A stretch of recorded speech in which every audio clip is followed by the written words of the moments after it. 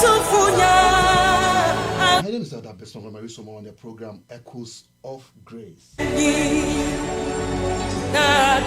Dr. Pinto is the CEO of Holyhills Radio, also doubling as a technical man for us tonight.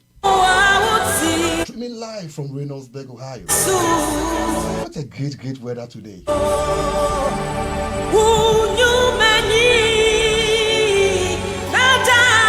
I'm about to do one of my greatest interviews ever in my career. So call a friend to join us live here on your super duper radio station, Holyhills Radio. Also streaming live on TuneIn, on Facebook. We are everywhere. Our motivation for this week is taken from John chapter 14 verse 1. This is Jesus Christ himself speaking. He says, let not your heart be troubled. Believe in God, believe also in me. You see, the fact that Jesus is saying, let not your heart be troubled, means your heart is prone to be troubled. Because Jesus does not just speak in vacuum. He speaks because there's an issue. As human beings, we are confronted with issues every day. Things that will scare us. And if you haven't encountered such a situation, that I'm promising you, along the way, you are going to meet it. Something that the doctor will tell you is impossible. Something that your immigration lawyer will tell you is impossible. Every human being will come to a crossroad in his life. Something that will make his heart fearful. That is why he says, let not your heart be troubled. You see, the good news is that you have power to say to your heart, that I will not be troubled. And that is why he's saying he's the one who created you. He understands your psyche and everything. He says, he's not going to do it for you. So this evening, choose not to be afraid. And he gives us the antidote, the reason why we shouldn't be afraid. He says, believe in God. You see, if God be for us, what can be against us? I don't know what is carrying you. Probably you have an interview this week. Probably this month. Something is coming up. You have something ahead of you that is putting fear in you. It's normal. The fact that he's telling you, let not your heart be troubled, means that there are things that are going to scare you. As a family, things that you hear about your wife, your children, something that you hear about your dad, your mom, that will put fear in you. But he says, let not your heart be troubled. Just put your trust in Jesus. He will make a way where there seems to be no way. Tonight, I'm so excited. I'm going to interview a wonderful lady. A woman of many parts. The General Secretary of PIWC, Columbus, Ohio Church of Pentecost. Dr. Janet Akosua Sewa Antwi. Because of the Akosua Sewa, she's my mom. So I'm excited to be interviewing my mom tonight. Dr. Janet Akosua Sewa Antwi. And I'll allow her to introduce herself. She's a woman of many parts, a mother, a wife, a child, and she's determined to excel in every area. She doesn't take any of the rules for granted. So as we interview her, you will see how meticulous this woman is. Even announcements, she's so focused. Everything should be on point, and you see how beautiful she's looking. She wants every area to, and I'm telling her to calm down, because every area she wants to excel. So tell a friend to join us live on your super duper radio station, Holyhills Radio. This is where I want to be.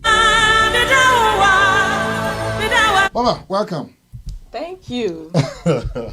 Wow, finally we got you. Finally. We are so blessed to have this woman. She's busy, a professor, marking scripts, certain questions everywhere. So probably her students are even watching. Probably. If you don't watch it, she's going to fail you. So please tell somebody, all the students, they should log on and watch Holyhills Radio. Today is International Women's Day. Before we even proceed, what would you say about today? Wow, today we want to say Happy International Women's Day to all women across the globe. Women are important. Women, you belong here. Women, today we're celebrating all kinds of women, young women, older women, even children who are females. We want to empower ourselves to know that we are important. we belong here. We're not inferior. We are leaders. Wow. We're powerful. We can conquer just as our men can. Wow. Okay. Then we zoom in right away. Tell us about yourself. Who is Prof. Antwi? Well, I am Dr. Janet Akosua Antwi. I don't use Akosua a lot. I'm the only one who uses it. Yeah, unless you're very close to me. So everybody just knows Dr. Janet Antwi. Currently a chemistry professor at Ohio Dominican University, which is a Catholic school, it's a small liberal arts school, actually right here in Columbus. Okay. And I'm the chemistry department head. Wow. Yeah, I teach, general chemistry, organic chemistry, biochemistry. And basically, I'm a chemistry geek, I guess. And wow. I'm married to a handsome man. I have 2 beautiful daughters. By the way, he's watching you, so say only good things about him because he's watching. He's an amazing man. I can't even lie or pretend. Okay. So I thank God for him, and I thank God for the kids. I go to Pentecost. Like you said, I'm the secretary. I don't know. Yeah, I'm just Janet. Okay. Everybody calls me Dr. J for short. Dr. J for short. Wow. So Dr. J is in the house. Yeah. And we thank God for such a big privilege. So how was it growing up? Was it a rich family? Was it what was it? I wish. Oh, okay. It wasn't. My dad, he's been a teacher all his life. So I guess I get my teaching from my dad. Okay. So my dad, humble home, I would say. We were not we had food on the table. Dad was present, mom was present. My mom was a petty trader. She had a store where she sells provisions. And I grew up with my sisters. So okay. We lived in Accra, ATTC. ATTC. My dad was a teacher at ATTC, so we used to live at Kokomlemle, ATTC campus, Wow. Nothing big, but my dad and my mom, they tried to take us to good schools and try to get us to places where they couldn't go themselves. So it was a humble home. Wow. Yeah. Comments are already coming in. Somebody says, that is... Dolphin says, today I will sleep for here. Dr. Jane, the swagger mama. Oh, I didn't know you're a swagger mama. That's what he calls me. I don't. Wow. This is me. Wow. And then Professor Agbeku Kumoji, a powerful professor, he says, I missed this lovely show. He says, if God be for us, who can be against us? I love that. Amen, amen, amen. So, you talked about growing up. Yeah. So, which state were you before you came to America? So I finished JSS and then I came to America. Which school was that? Foster International. It's in Accra. That's a big school. That's a big school. It was a good, like I said, my parents, they tried to take us to very good schools. So they believed in education, right? Yes. They would do anything. Yeah, I told you, my dad, as a teacher, he knows the importance of education. So basically, we all went to good schools, even though, like I said, we don't come from a rich background. We don't come from a poor background. We're average, I guess, working class. Ghana teachers, they don't even pay them well. But my dad always took on side jobs. He teaches carpentry and joinery. So he'll always have side jobs to bring in more money so that he can afford the schools we go to. Wow. Yeah. So even though he's average, when it comes to schools, he's not average. Oh, no, he tries to take us. Yeah, my dad doesn't play with school. Oh, okay. Okay, then let's move. So we came to USA. Yeah. Where did you settle when you came to US? I came to the Bronx. Wow, Bronx girl. Yeah, 167. That means you are a tough Bronx. girl. No. Oh, but you live in Bronx. It's a misconception. Some of the Bronx people are very calm. Some calm people. Are you people. sure? Yes. Calm people in the Bronx? Yes, very much.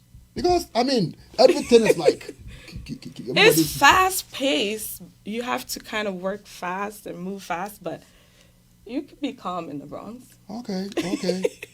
And then from there... So, yeah, I moved to the Bronx. I lived with my sisters, my older sisters. So then I went to high school in Columbus High School.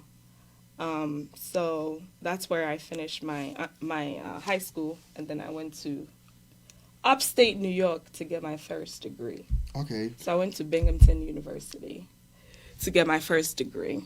How was it going to high school in the U.S. compared to Ghana? Wow. Well, so for me, I got very lucky. The high school I went to was a big high school, right? So the year before us, over time, people were not graduating. So they decided to start these programs to kind of enforce graduation rate. So my high school, we were the first batch. So it was kind of like a unique system. I went to a small school in the Bronx, kind of like a charter school, to try to encourage graduation rate. So my year was the first batch to start that high school. So that, because before students weren't graduating, it was a big school, so they broke up a big school into like 4 different schools. Really? Yeah, so it's kind of like Ghana, how you have like the science department, accounting, all that. Right. So my high school had that kind of a focus where we have the math and science college, then we had the global arts college, and so they broke up the high school into small schools. So I started with a science class. It was a smaller school, very, very focused. So I would say I was blessed to have a good science education in the Bronx. Okay. Because they hired new teachers just so that they would enhance the graduation rate. So my class was like 90 people started, and like 89 graduated. Only one person did it. Only one? Yeah. And that is you? Did not graduate. We all graduated. Okay. Yeah, okay. yeah. Okay. So I graduated from that high school as the number 2 in my class. Wow. Yeah. And then you went to? And then I went to Binghamton University to get my bachelor's degree in chemistry. In chemistry. Have you always been a chemistry girl, like somebody who loves chemistry? Nope. What happened? So in Ghana, you know what? When I was a kid, I wanted to be a hairstylist. Hey. Because my mom would take me to the salon to do my hair, and I thought that was the most beautiful profession ever. You get girls come to you and you style their hair. That was when I was like 6 or 7. And then I changed my mind because I realized that I was good in math. So I liked math in Ghana, and I thought, oh, if I finish school in Ghana, I'll become an accountant or something. And then I moved from Ghana, and then I came here. So here, it was in my 3rd year of high school. So freshman year in high school, we took integrated science. All the science are mixed together. Then the 2nd year, we did biology focus. Then the 3rd year, we did chemistry focus. And then the 4th year, we did physics. So in my 3rd year, when, they took apart the science, I didn't think I liked science at first. But when they separated the classes, I was like, oh, chemistry is fun. You get to mix things, you get to light things on fire, you get to see color change. It was so exciting to me. And that's when it started, high school. Wow. My junior year in high school. So you were having fun with it? Yeah, I was. In the lab, especially the labs, You just do a titration, you see a color change. I was like, this is pretty cool. Wow. And then the content, I started understanding some of the content. So I was like, this is a cool subject. Why not? And it has some math in it, too. So it combined the math and the science for me. And I was like, this is cool. Did you ever think you were going to be a professor of chemistry? No. I knew that I liked teaching for a long time.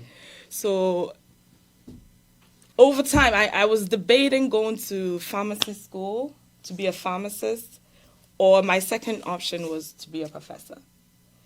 So when I was in college, I did research. I worked in the lab, and I loved working in the lab. I basically found that I love mixing chemicals. I like doing things. So I chose the PhD route instead of going to PharmD. So with my PhD, then I can go back to my passion of teaching, and then I can also do research. So that's why I ended up, with the PhD to become, a medicinal. Wow. For people who just joined us, this is Holyhills Radio. We have Dr. J in the house, and we are talking about life in general, her profession, her role as a mom, as a wife, and all that. we are going into her life. She's telling us a lot of stuff. So please tell somebody to join us here live on your super duper radio station, Holyhills Radio. Elder Donfe says, though parents weren't rich, they made sure kids school had a better school. Great peace. Okay, so we have a lot of people watching us. God bless all of you for watching. Right. What is your favorite verse? I know you are a preacher. Sometimes when you stand there and you had a chance to even lead Bible study, I know you're a preacher. What is your favorite verse? I have two. Okay. One is Psalm 37 verse 4, which says, delight yourself in the Lord, and he'll give you the desires of your heart. Wow. And the second one is actually related, which is Matthew 6:33, which says, seek ye first the kingdom of God and his righteousness, and all other things shall be added unto you. Wow. So delight yourself, I realize, wow, if I just love the Lord, if I just surrender everything to God, he will give me the desires of my heart. Wow. I don't even have to worry about what's on my heart. What I have to do is to love him, to delight in him, to seek him. He'll take care of the rest. Wow. So I love that verse, and I've always, it's been like my memory verse. I usually know Bible content, but I'll forget the verse. But these two verses, I can quote them inside out because I've used it all my life, and I believe that it's worked for me.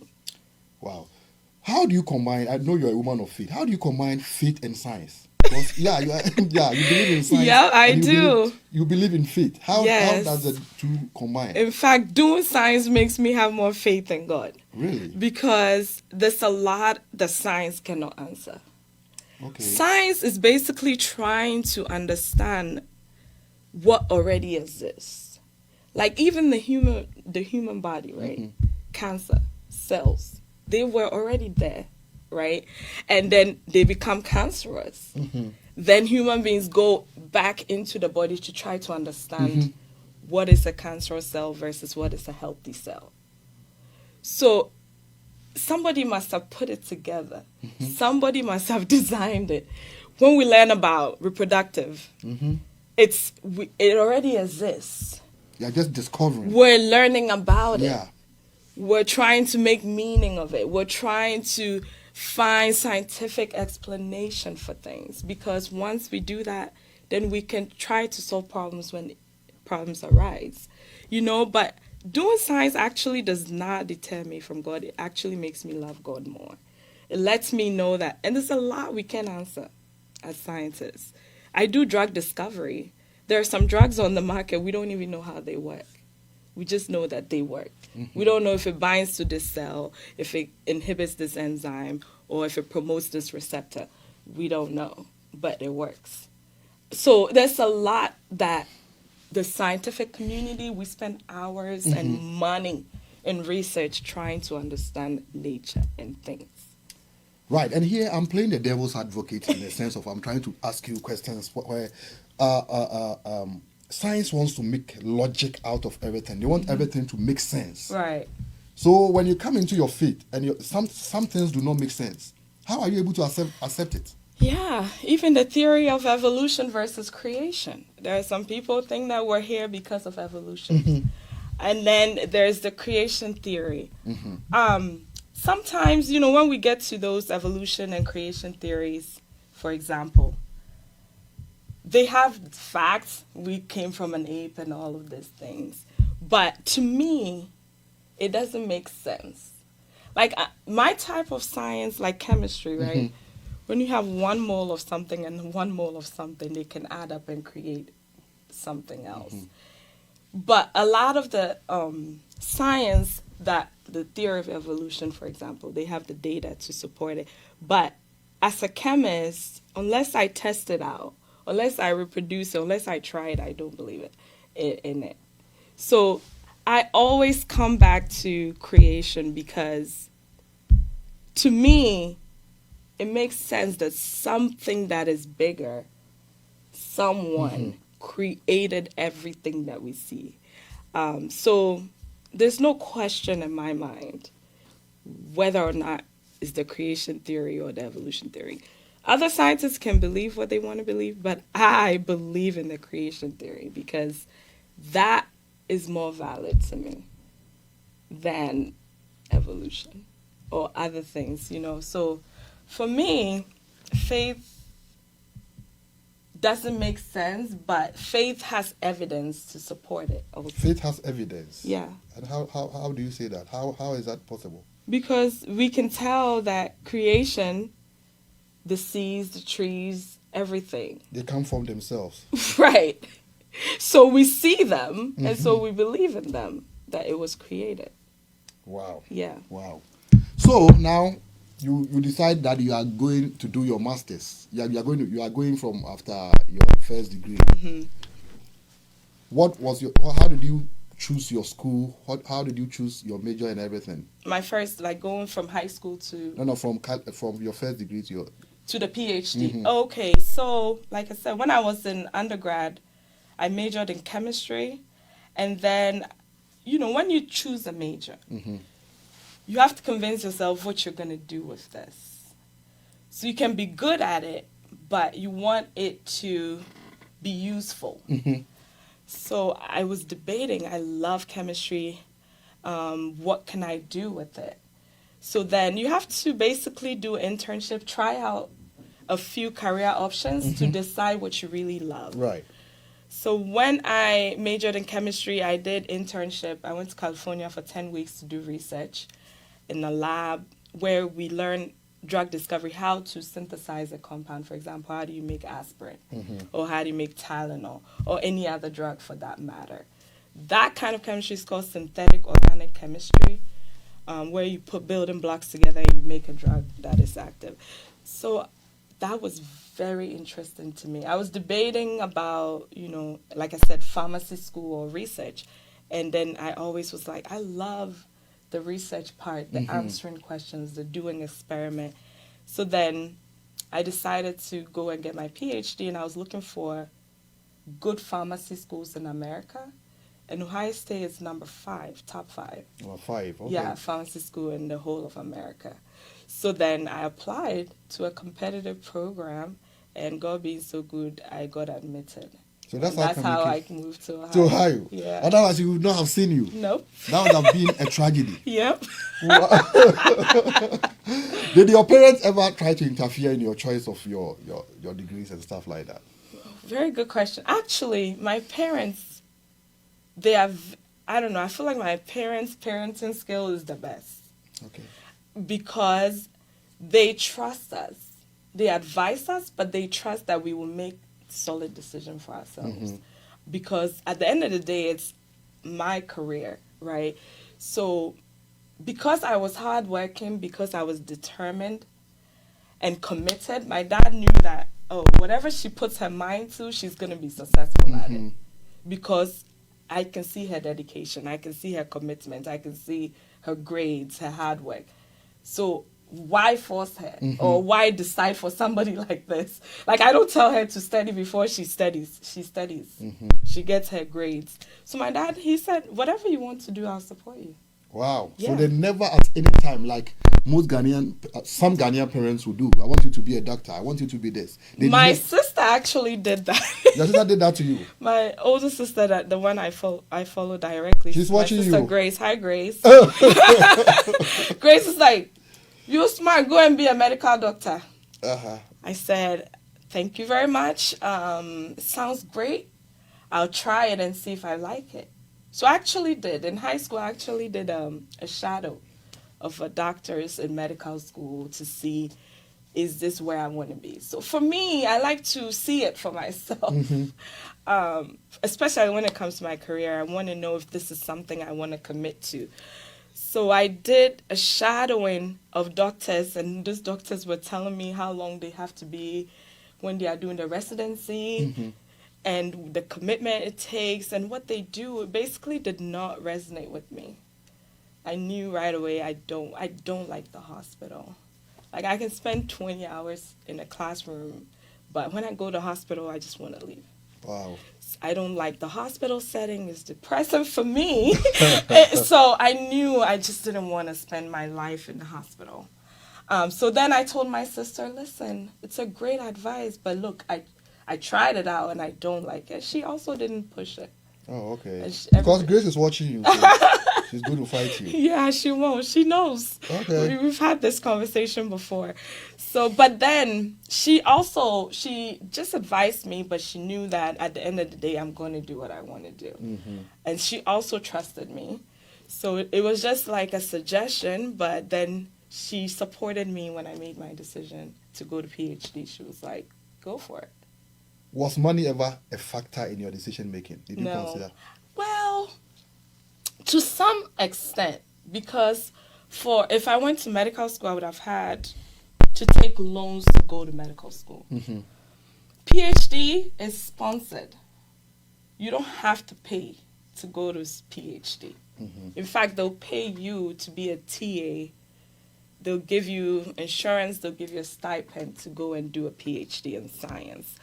So that was, attractive, but that wasn't the main reason. Because, I believe that money should never be the deciding factor. It's important. So if I was passionate about doing medicine, I wouldn't have cared if I had to take loans to go to medical school. I wouldn't have cared because I'm passionate about it. So money, it was at the back of my mind. If I go to med school, I'll have a lot of debt. But that's not the reason I didn't go to med school. I didn't go because I wasn't passionate about the field. It was all about passion. Yeah. And talking about money, I was also referring to how much you were going to make after you graduate. Doctors make more. Did you consider that? I did, but again, no, it wasn't for me. Wow. Yeah. Wow. Medical doctors, I should say. Uh-huh. But I was like, no, this is not, I'm not going to go to school just to be a medical doctor just because of money. Mm-mm. It was all about passion. Passion and what my heart loves, basically. Dr. Dunford says, why do I keep on calling him a doctor? I think he's going to be a doctor soon. Maybe. Oh, of course, yeah, of course. He's a learned man, so yeah, he's going to be a doctor soon. He says, science only discovers what is in existence but hidden. Wow. And then he says, a professor, a mom and wife, a woman of great faith, humility be what? I am just humbled by her anytime. Akosua, God bless you more. Amen. Passion over money. The program is a masterclass. Thank you so much. Now, because a lot of the youth, many of the youth will be watching us, I wanted to find out, what is it with some of the youth going to school and then sometimes changing their mind, changing their majors and stuff? What is it? Some people even drop out. Because I was a youth leader for a while. Right. So growing up, I'm part of this community, so I talk to a lot of people to try to understand what the issues are. But I think a couple of things. One thing I've realized is the school district makes a lot of difference in preparing you for college. So whatever school district you go to, school districts are ranked. So you can easily find out your city and the ranking of your schools. It's online. It's U.S. News. You can Google that. You'll find out how good your school district is. So the problem is, and I'm speaking for science majors, STEM, science, engineering, technology, and math disciplines.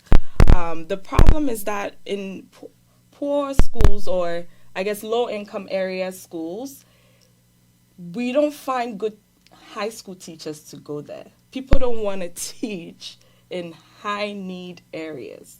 So for math and science especially. Because they don't like those neighborhoods, they don't want to live there, they don't want to teach there. So usually you don't get very good teachers, science teachers in high need areas. So when I talk about high need, we're talking about financial needs. And so if you don't get prepared, if you want to do science in college, basically when you come to college, we're building on what you did in high school. So imagine your foundation is not strong, and you're in the same classroom with people. I know students in my class whose high school teachers have PhDs. Usually, their high school teachers were like, they have doctorate degree teaching them in high school. In high school? Because it's such a good school district. So they'll get good teachers, right? Versus all you need is a master's to teach at a high school level. You need a master's degree in education. But they have PhDs teaching in some schools because they can afford them. So they pay them really good money to teach in those schools. And then those kids come prepared. And imagine you come to class first year, freshman year. We don't know what school you're from.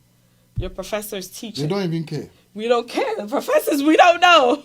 Unless you talk to them, you will never know what school they're from. When students are sitting in the class, you don't know whose background. You don't know. So you go, you start teaching at college level, and if you're underprepared, the learning gap is huge. So you have to work 10 times harder. And some don't have the discipline or the dedication or the commitment. You have to, when you realize that, oops, I'm underprepared, we have tutoring, we have office hours, all support system to help you catch up. Because your college professor is not going to wait for you. They're not. They're going to keep going. So if you feel like, oh, I'm behind, it's up to you to take advantage of the support that we have, the learning services that we have. But some, it takes them a while to figure it out. By the time they figure it out, they flunked a class or two, your GPA is hurt. So it becomes like a ripple effect. And then you have to meet a certain GPA. Wow. Then you're like, oh, this is exhausting. Let me switch my major. Let me go do something else, which is not bad. You can switch majors, but wherever you switch to is going to require hard work too. Science is not it's not the hardest subject in the world. If you go to philosophy, it's hard. If you go to English, it's difficult. If you go to economics, you have to work hard. So that's the problem. They think, oh, science is so hard, let me switch and go and do something else. Then they go there and they realize oh, you still have to do work. And then they're like going in circles. Everything is hard. College is hard. Yeah. So take the support so that you stay in class, especially if you want to do the subject.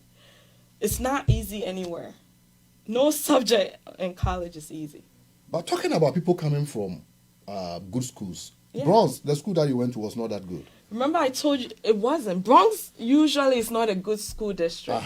So how come you were able to still make it? I was blessed with good teachers. They gave them more money to come to our schools to teach. So New York has this initiative where they've realized the problem. Students aren't graduating and things like that. So there's a lot of teaching scholarships that they give you if you have a master's in education and you commit to teach in a bad school district, they'll pay you more. Oh, okay. So we get better teachers.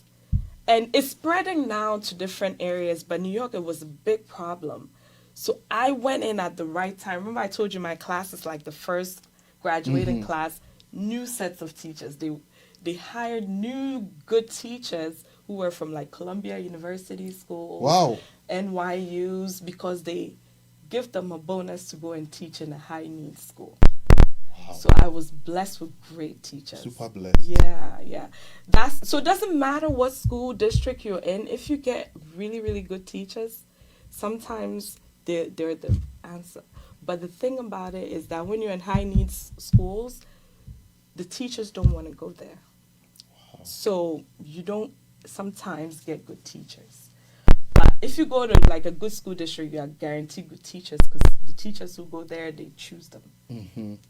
It's a system. Wow. You have to know the system. For those who just joined us, this is Holyhills Radio. The program is Echoes of Grace. And tonight, we are blessed to have Dr. Janet Akosua Sewa Antwi. And we are asking her a lot of questions ranging from family to her profession and so many other things. We are blessed to have her and we want to squeeze all the information from her. We have a lot of people watching. Miss Efua Sichi Ado says, interesting discussion. Adonfe is enjoying the program. He says, dedication, discipline, commitment is key. Thanks, Dr. Jane. Pastor Daniela Bekan is also watching. Pastor, God bless you. That's my boss watching me live. Yeah. So now let's come to family. You are you are a woman of many parts. You are a wife. You are a mom. You are somebody's child. So many things. Godmother as well. Right? Yes, I am. So many things. How are you able to effectively discharge all your duties? Because I see you as someone who is so meticulous. Sometimes I just sit back and I watch and I say, you see, I was talking to you about being a perfectionist. Yes. Yeah. Yeah. How are you able to excel in all these roles? Wow. God, honestly, I know that people are like, give me a real answer. Yeah. But that's it. It's grace. I think that to some, God gave 5 talents, to some 2, to some 3. I believe that if God has called you to do so many things, he gives you the grace to do it. So God is my easy answer. And then the other thing is planning. So the practical one is God gives you the grace, right? But you have to, faith without works is dead. Right. So when it comes to the works part, I have faith that God give me grace. God has given me grace. But practically, day to day, you just have to be a good planner. You can't, I always say this, can't be lazy. Because if you're too lazy, you don't accomplish anything. Imagine you have time and you're just wasting it, sitting there doing nothing. That's a problem for me. So because I have so many hats I have to wear, basically try to plan my day so that I can do everything that 24 hours is enough. It's tough. But we can do all those things, within 24 hours with the help of God. So you planning. You have to be a good time management. You have to do a schedule if you have to. Wow. Print it out, tape it there, have a to-do list. That way you can check off every box. So you need to be very well. Yes, you have to be organized. Yeah. Very, very organized. Otherwise, you can't do it. Like today, I knew I was going to come here. So as soon as I went home, boom, boom, boom, I cooked. I did whatever I had to do so that I can leave. Oh, you cook? Yeah. Professor cooking? Of course. What do you say about Ghanaian women who refuse to cook because they are in America? Wow. What would you eat? Oh, probably they want their husbands to cook for them because... Oh, wow. Well, no, you have to cook. So you still play your role as... I do. Okay. It's important. Can you tell me a little bit about your husband? I've never seen him before. Yes, you have. Tell me a little bit about him. My husband, what can I say? Oh, I know he did not go to a good school. Yeah, he did. He went to Achimota. That's the best school in Ghana. No, this other is. He knows it. And he's watching me. Okay, sure. Tell me about him. I'm Team Antwi all day. Oh, okay. So Legon was the best. Really? It's the best. And Achimota is the best. Team Okay. Antwi. My husband, he's supportive. For everything that I have to do, he's doing them with me. He's also busy. He's also a dad. He's also a CPA. He's busy the same way. Busy like you. He's a youth leader. So we're very busy in our house. We're go. So he's supportive. I'm supportive of him. We plan. We pray. We go. We're go-getters, basically. How important is prayer in your life since you guys are so busy? How important? It's very important. Why is it important? Because seek ye first the kingdom of God. That's the order of events. If you reverse it, you suffer. So it's the seek ye comes first, then all other things shall be added. So we know that that's our principle that we work with. So seek ye first, Nydia. You can't cut that one. No, but because you guys are busy, why don't you pray on your own? He prays his own, you pray on. We do that, and then we also do it together. So we don't pray together every day, no. Okay. We do our individual prayers, and then once a week we pray together. But is it important for you families to pray together? Absolutely. Why important? Because, first of all, our children.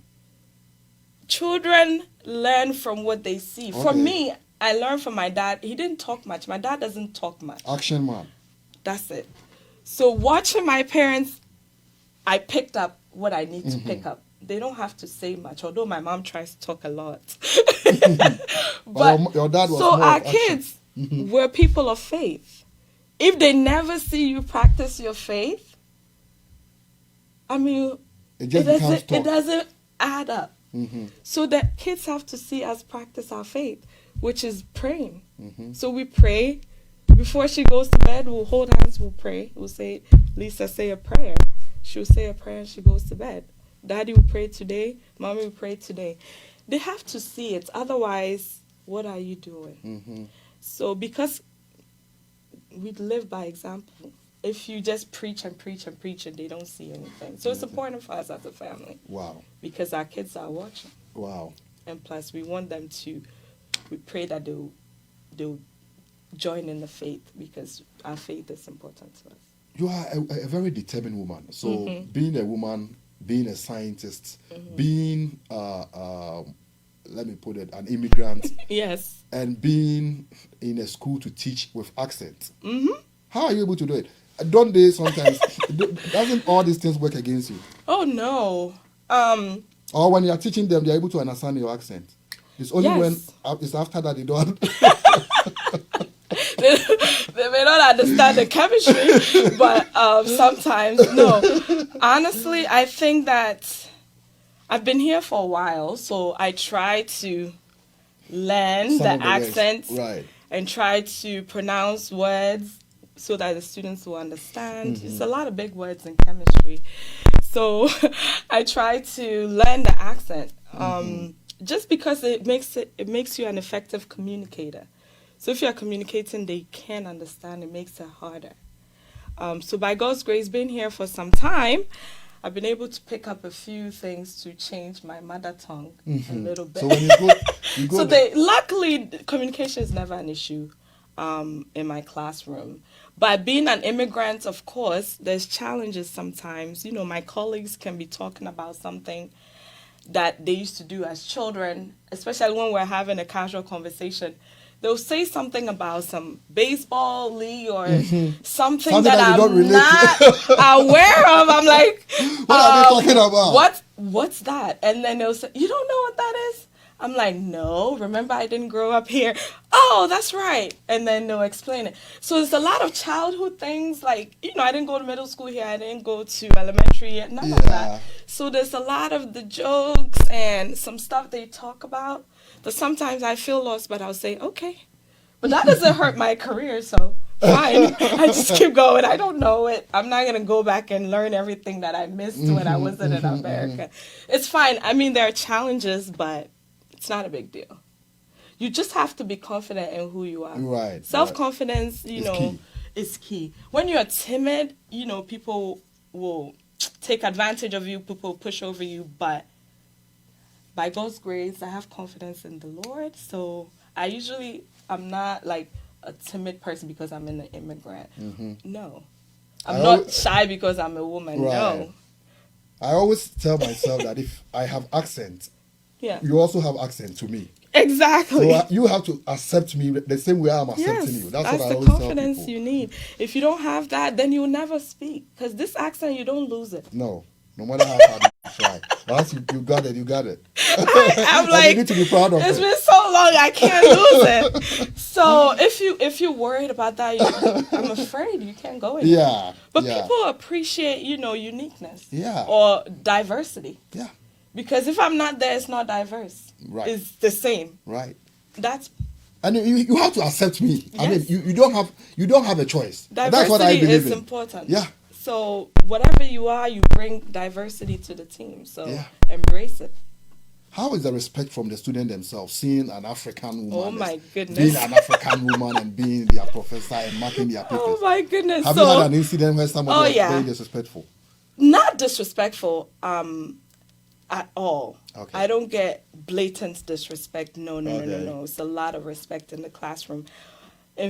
But, you know, my confidence, being a woman, being, you know, black, teaching chemistry, sometimes they're a little bit intimidated without me doing anything. Just by default. You're teaching chemistry. A lot of my students are not chemistry majors.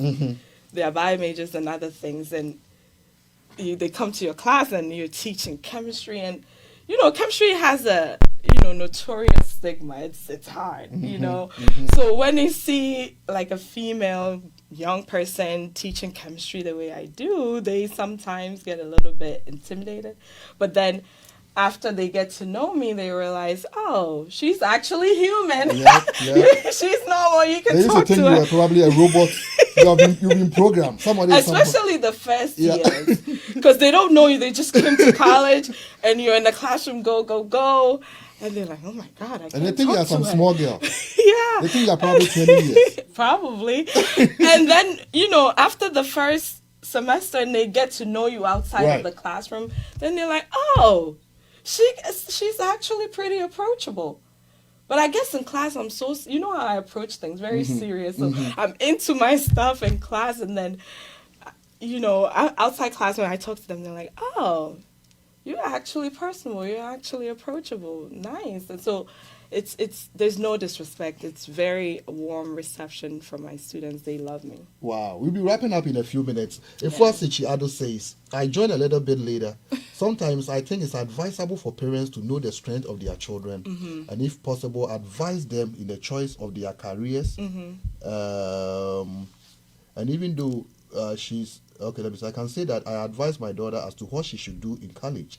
And even though she's a freshman, she's not regretted taking my advice. She loves the program and she's making the grades. Right. Press Yajima is watching. And Nadia don't fair again says, if you preach and preach and your kids don't see any real practical life, it's empty, Dr. Jane. And I have my man Kroma is watching. To be an effective communicator, you have to communicate in a language for understanding. Deep. Kabu, Grant, another disco boy is watching. And Nana Donfer says there will be challenges, but confidence will keep you going. How was it the first day you went to a class to teach? Was it intimidating? A little bit. Because fresh out of graduate school, your content is just, you're like, what's the reception going to be? So first I walked to the classroom, it was 8 a.m. class. I had to teach organic chemistry. That's my first class I ever taught. First class? Yeah, 8 a.m. First day of school, they come in an organic chemistry class. And I'm like, good morning. So I'm a new grad from Ohio State, but we'll have fun in this class. And how many students?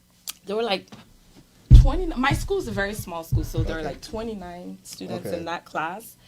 And at the end, the comments were so positive.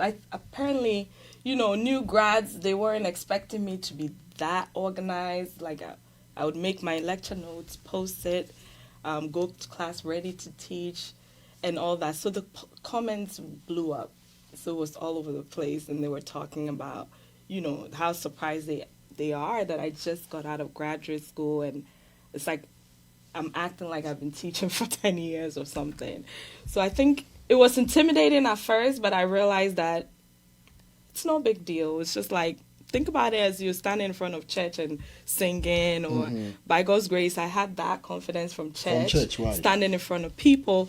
So eventually, as long as we built the rapport, it was easy. What would you tell girls who are intimidated with the sciences? Because most girls wouldn't like to go into science. They think it's Yeah, it's true. It's a minority discipline for women. If you're a woman doing science, you're in the minority. It's a male-dominated field. I think that if this is what I want to do, then you shouldn't be intimidated. There is the platform. Nobody stops you from rising as a woman.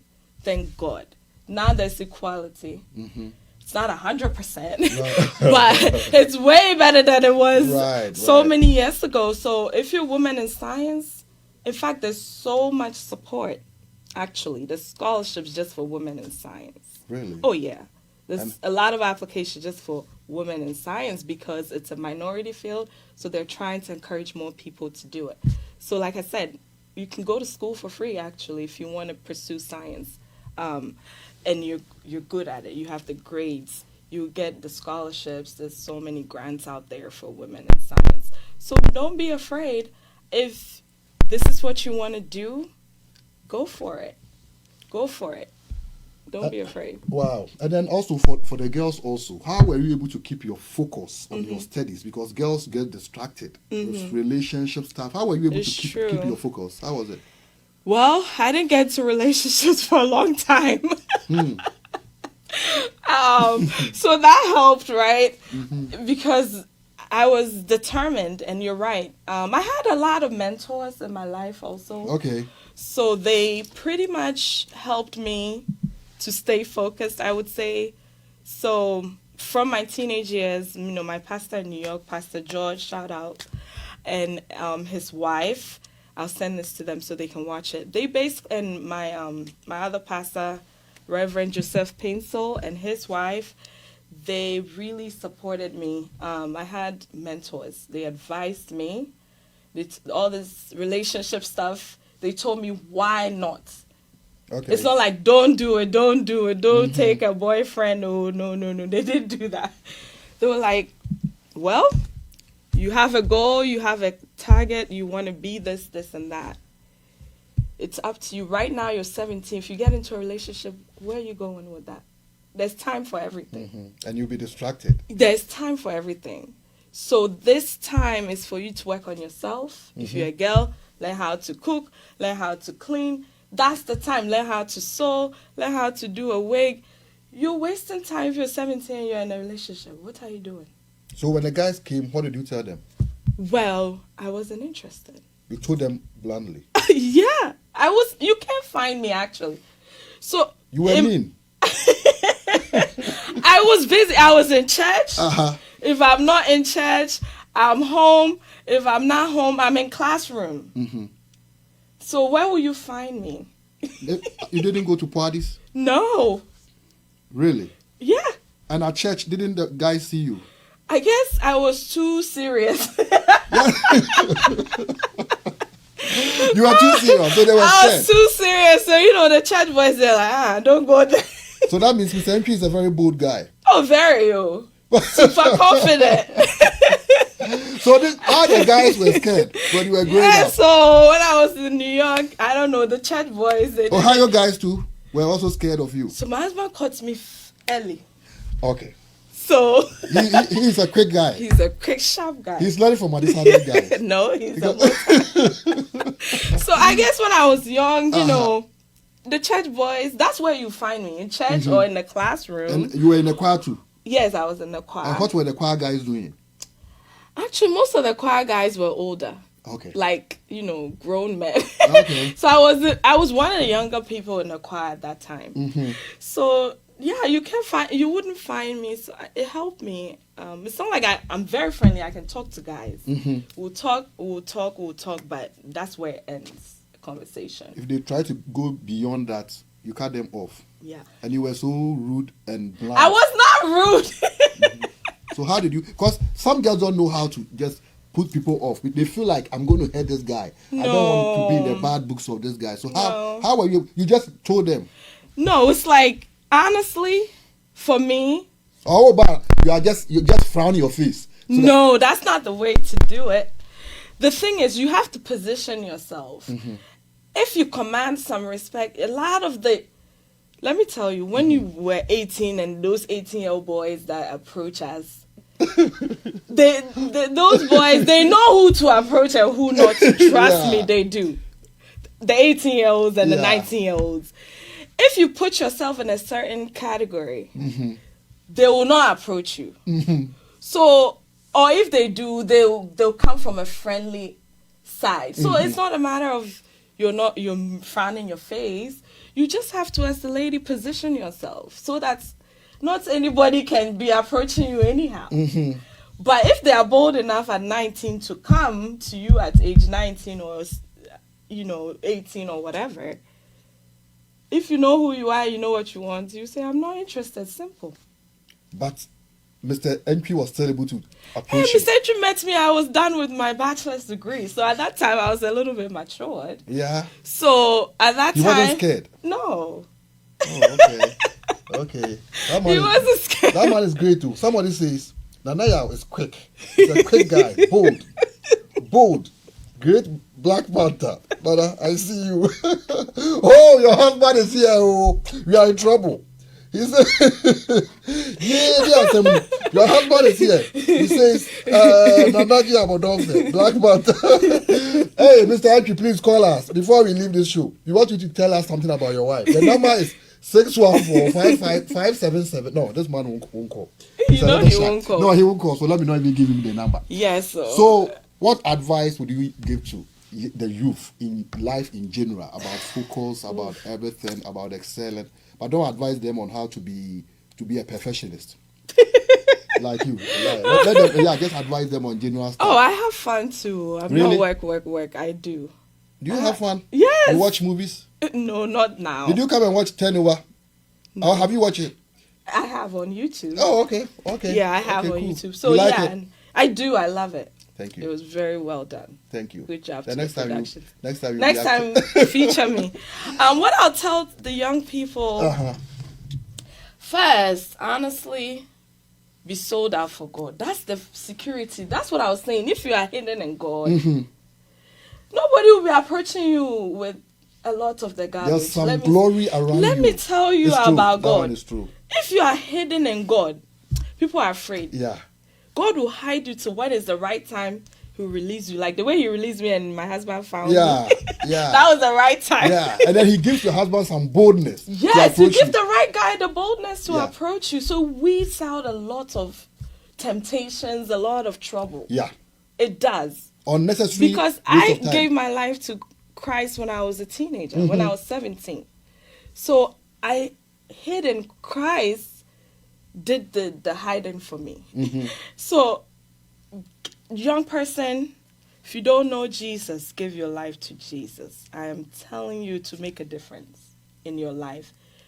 With Jesus in the boat, every storm you smile at it. Jesus Christ teaches us to be excellent in everything that we do.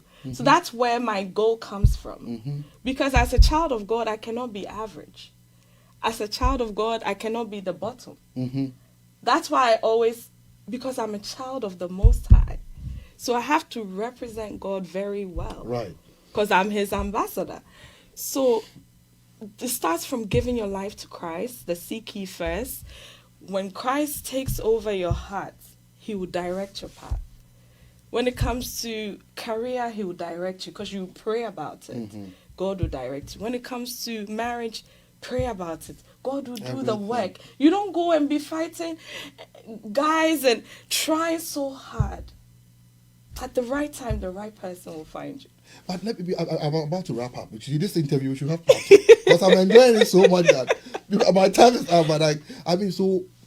But how come the young girls of today find so much problems with relationship? Like they go into so many issues going on. What is really going on? And what? I would say, first of all, a lot of us, we rush in life. We're praying too much. That's the problem. If you go too fast, you will crash and burn and fall. Right. There is time for everything. Okay? So as a woman, work on yourself. Make something for yourself. Instead of trying this relationship, trying that relationship, all that time, you could have been learning something. Right. You could have been doing something. That science class that is so hard for you, you could have been going to tutoring. So I think priority is everything. Priority. You have to determine that this is not the time for this. Some people are afraid, if you do that, all the men will pass by. Are you a child of God? Do you have faith in God? God's timing is the best. So I think that we rush, and when I've never been broken-hearted before. No broken heart? No. Wow. No. So I've never experienced it by the grace of God. Because like I said, if you hide in God, you weed out all those people that will break your heart. They will not come to you. all those players. They are afraid of you. Because they know that there's some light on this girl's head. I will not go there with my mess. Honestly. So ladies, young people, females, stay focused. Work on do something with your life. Stop chasing. The men, they'll come. The right one too. Jeje like Yes. my husband. So yeah, they should take their time. Take your time. Take your time. Wow. I'm having such a fantastic time. You didn't even have time to talk about your secretaryship and, and church. all the church stuff. We'll do a part 2. Yeah, we'll do a part 2 because I'm having such a great moment here. Yeah. Tonight, we've been talking to Dr. Janet Akosua Sewa Antwi, wife of Mr. Nanaya Kankam Antwi. Derek also is his name. Wonderful man. And we've had such a wonderful time. We are going to do a part 2 of this program, most definitely. And we're going to go into a lot of stuff. So next time, make a date with our Circles of Grace on Holyhills Radio. My name is Bismark Somuah. Mr. Pinto is the man behind the technical aspect of our production. God bless you so much. Mr. Antwi, Mr. Derek Antwi, God bless you. You'll be watching us and monitoring us. Hey, God bless you. So we do the day. God bless. Mucho gracias. Thank you all for having me.